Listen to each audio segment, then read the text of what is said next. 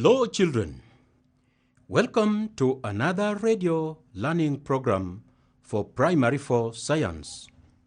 This is one of the radio programs produced by Rwanda Education Board with the support from UNICEF Rwanda and in partnership with Inspire, Educate and Empower Rwanda, IEE.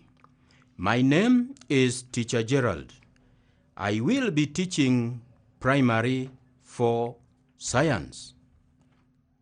Children, as always, get your pens and notebooks for taking notes, doing exercises, and homework that you'll be given. After getting the writing materials ready, may you sit next to the radio, tune it to be loud enough, and be ready to listen to it keenly. Dear parents and guardians, we appreciate you for your meaningful support to the children in ensuring that the children are kept safe at home. I would equally like to continue reminding you to be close to the children and follow up what they are doing and support them where necessary. Thank you. Now, children, let us stand up to have a warm-up song. Great. I am going to sing 2 times as you listen. Then you will join me to sing for the 3rd time. Is that clear? Good. I have got joy on the mountain, I've got joy on the mountain, I've got joy on the mountain in my soul. I've got joy on the mountain, I've got joy on the mountain, I've got joy on the mountain in my soul. I've got love by the ocean, I've got love by the ocean, I've got love by the ocean in my soul. I've got love by the ocean, I've got love by the ocean, I've got love by the ocean in my soul. I've got joy on the mountain, I've got joy on the mountain, I've got joy on the mountain in my soul. I've got joy on the mountain, I've got joy on the mountain, I've got joy on the mountain in my soul. I've got love by the ocean, I've got love by the ocean, I've got love by the ocean in my soul. I've got love by the ocean, I've got love by the ocean, I've got love by the ocean in my soul. Children, can you now join me and we sing together? Good. Let's go. I've got joy on the mountain, I've got joy on the mountain, I've got joy on the mountain in my soul. I've got joy on the mountain, I've got joy on the mountain, I've got joy on the mountain in my soul.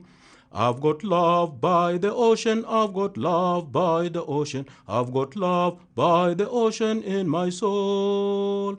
I've got love by the ocean, I've got love by the ocean, I've got love by the ocean in my soul. That is great.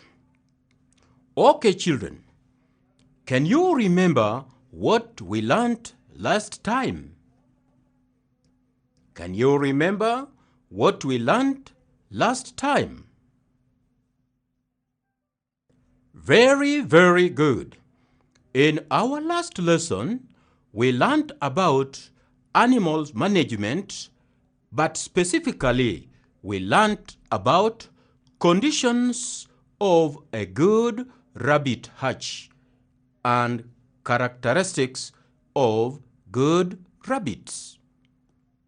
That is what we learned the other lesson. Now, if you can remember, we talked about some good conditions. Now, can you write down some of the conditions of a good rabbit hatch that we learned? 15 seconds for you to write down some of the conditions of a good rabbit hutch that we talked about. That is great.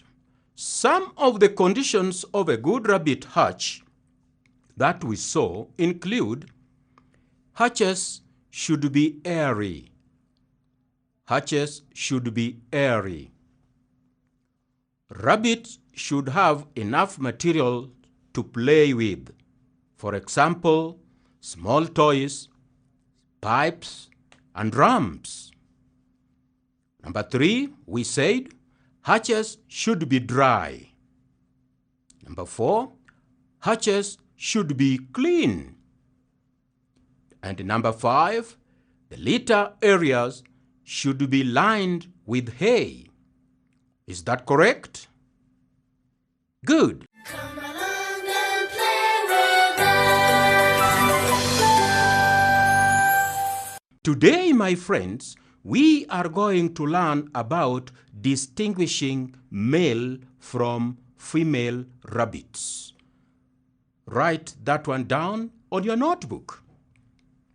Distinguishing male from female rabbits. Great. May you repeat after me. Distinguishing male from female rabbits. Perfect. My friends, rabbits are very small animals, and we cannot easily know which ones are male or female. But we need to know how to distinguish them at the time when we are starting rearing rabbits. Do you understand? Fine. Now, a male rabbit is different from a female rabbit. A male rabbit is different from a female rabbit. How? It is different in the following ways. Number 1, and write that one down. The size of a female rabbit is comparatively large than a male rabbit of the same age in the same breed. The size of a female rabbit is comparatively larger than a male rabbit of the same age in the same breed. That means a male rabbit looks smaller if they are of the same age. Number 2, the round face in females is unlike the block-like face in males. The round face in females, what do we mean? In the females, they have a round face. The face looks a bit fat and round in females. But in the males, the face is not round. It looks like a block. Males have got a block-like face. Do you understand? Great. Males are more defensive than females. Point number 3. The male rabbits are more defensive than females. Number 4. Males produce more urine than females during the mating period. Males produce more urine than females during the mating period. That means when it is a mating period and you see a rabbit that is producing more urine, you know that that one is a male one because the females will produce less. Is that clear? Marvelous. We are learning this to get the knowledge and also to have a guideline on how best we can manage our rabbit farming if we choose to have it. Now, children, when we want to keep or to rear rabbits, there are several ways of choosing rabbits for rearing. Let us see the criteria for choosing a rabbit to rear. Write that one down, my friend. Criteria for choosing a rabbit to rear. Good. The following are different ways to choose a rabbit to rear. We must look at the breeds. Number A. Breeds. Write that. Breeds. Good. There are too many rabbit breeds. There are so many. They are divided into 3 categories. There are so many breeds, maybe depending on color, depending on what, but mainly they are divided into 3 categories. Category number 1, commercial. Category number 2, fancy. Fancy, F-A-N-C-Y, fancy. Then category number 3, woolly. Woolly for wool. W-O-O-L-L-Y, woolly. So the 3 categories are commercial, fancy, and woolly. Let us see category number 1, commercial rabbit breeds. Write that one. Commercial rabbit breeds. Good. The commercial rabbit breeds should have excellent meat producing qualities. They should have excellent meat producing qualities. Remember that these are reared so that people can buy them for their meat. So they must show quality and much meat. The examples are Californian, New Zealand, and satin. I'm only spelling satin. S-A-T-I-N,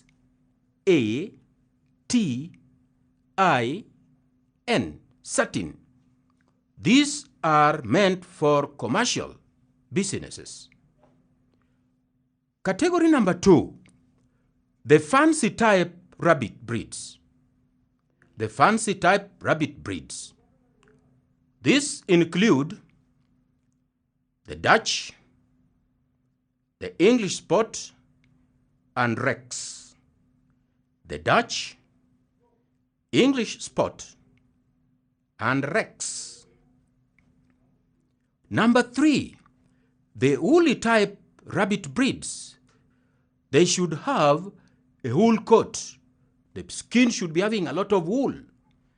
Examples are the Jersey, the woolly, and the Angoras. I'm spelling Angoras. A-N-G-O-R-A-S.